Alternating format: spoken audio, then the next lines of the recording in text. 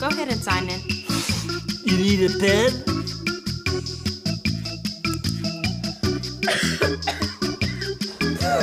Mom says I'm so contagious.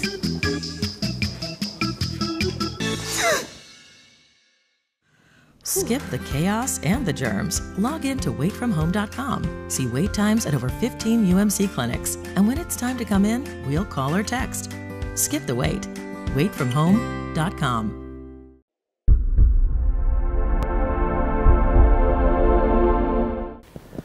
Welcome to the RedRaiders.com postgame show presented to you this evening by UMC Health Systems. I'm Don Williams from the Avalanche-Journal alongside our sports editor, Nicholas Talbot. We're just back in the office this evening from TCU's 55-52 victory against Texas Tech before what was a full house at Jones AT&T Stadium, a raucous crowd, but they get sent home disappointed after the TCU Horned Frogs pulled it out right at the end. Fourth down touchdown pass with 23 seconds left in the game.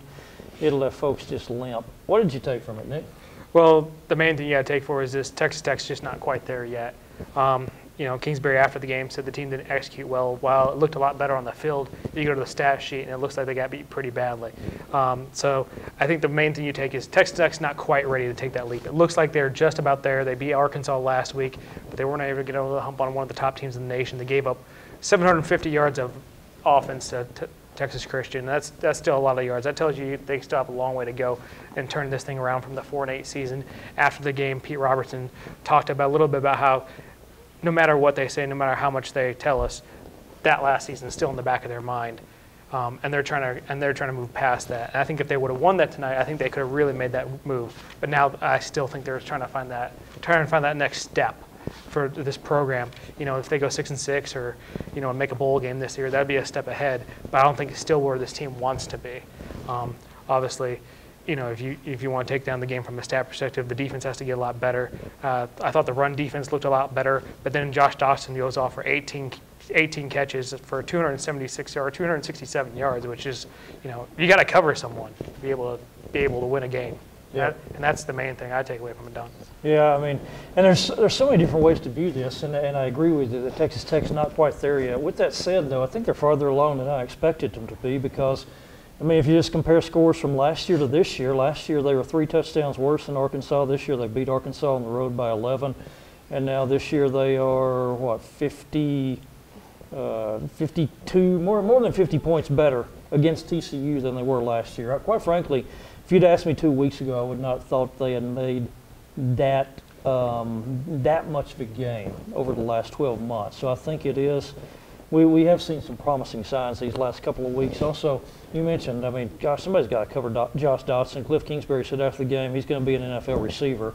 No doubt about that, I think. 18 catches, 267 yards. But, you know, when we take this pregame show a couple of days ago, had I asked you, or had I told you, Nick, Texas Tech is going to get 7 stops on Saturday, looked into the crystal ball and said, we guarantee Texas Tech is going to get 7 stops from its defense on Saturday, would you have taken that? Absolutely not, because if you said 7 stops, I would have thought it would have been like a 35-24 game like Arkansas, but this was, you know, 55-52 even, you know, with those 7 stops.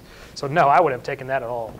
Yeah, I thought you would say you would have taken 7 stops because I wouldn't have have gotten 7 stops against TCU. No, I'm saying I don't think they would have gotten 7 stops if you would have asked me. I was like, heck no, they might be lucky to get 3. Yeah. So point made. If Cliff Kingsbury, I think, and David Gibbs had known going into the game, you're going to have the defense is going to give you 7 stops. That was 4 punts. TCU had 1 made field goal, 1 missed field goal, 1 blocked field goal. I think they would have taken that. The thing that, and I wrote about this for the Sunday Avalanche-Journal, the key point to me, though, is bottom line, for all the bad things that happened to you, for giving up 755 yards and 55 points, bottom line is Texas Tech, you had the ball and the lead with 4 minutes, 44 seconds left. You got to go win the football game when that kind of opportunity is there for the taking. And, you know, and here's the thing about it, DeAndre Washington had a fantastic game. He runs for a career-high 188 yards. You have this offensive line that's the most experienced unit on your team with, with Clark and Morales and Castor and Baylon Brown. Very veteran unit. And Justin Murphy with what he's done this year. That's where you got to put it on those guys. Get the push. Oh, you were probably what, 2 first downs, maybe 3 first downs away from TCU never getting the ball back, never getting the opportunity. I'd say probably 3 first downs, but if you take about a minute for each first down, maybe they should have tried a lateral. That worked pretty well at the end. Yeah, I don't know, but and the other thing about it, I think that's kind of disappointing for Tech fans is that's exactly what you did last week at Arkansas. At Arkansas, you had a 28-24 lead. You got the ball back with 8 minutes, 9 seconds left, and kept it for 12 plays. Went down the field. 8 of those 12 plays were running plays. All they had to do against TCU was the same thing that they did against the Razorbacks. They weren't able to do it. But again, and I know people are probably going to blame the defense, and yeah, it's not a good defense, but defense shouldn't have been on the field at the end. Offense should have simply kept the ball, run out the clock. Frankly, it's saying it's not a good defense. I was even surprised that they forced that 4th and 5 from the goal line that ended up being a tip pass. When you see that ball tip off the fingers, you're like, oh my God, they're going to win this. But of course, Aaron Green was in the right place at the right time. That comes with coaching more than some people call it luck. I call it good coaching. That's tip drill. You do that every single day. Yeah, and I think it's probably just good awareness on Aaron Green's part. I mean, he saw where the pass was coming. I think, you don't consciously think in that situation, but I mean, you're aware, ball awareness. The ball's coming this way. Let me get into position in case it does go past it. Maybe I can make a play, and he did. Yeah, it's a tough way to lose, though. And also some more concerns going forward with the Red Raiders. Patrick Mahomes had a gutsy performance on Saturday, but he played on a bad leg for about 3 quarters. Early in the game, he makes a heroic effort, carries it 15 yards down the right sideline, and then gets cracked out of bounds, comes up limping, and we don't know the extent of that injury. I mean, he played the rest of the game, and a couple people asked after the game, why didn't you go to Davis Webb? But looked like Cliff Kingsbury still had confidence in Patrick Mahomes to be the playmaker that he is and get them the win. And, it wasn't that bad. He had a pretty good game. How many yards did he throw through it, Don? You got the stat package right there. Let me flip into the stat package. He was 28 out of 45 for 392 yards and 2 touchdowns. But, the more impressive thing to me, though, is he made 2 runs. There was one of those at least once or twice when they had 3rd down, and Patrick Mahomes goes and 3rd down or 4th down, and he runs for just enough to move the chains, and then he also ran for a touchdown there. Yeah, he almost walked that one in, though. Yeah, but that's the kind of injury, though. I mean, okay, so he played the entire game, but you could see him limping. As Cliff Kingsbury said, you could tell he wasn't himself. He wasn't stepping in throws. He wasn't the same Patrick Mahomes.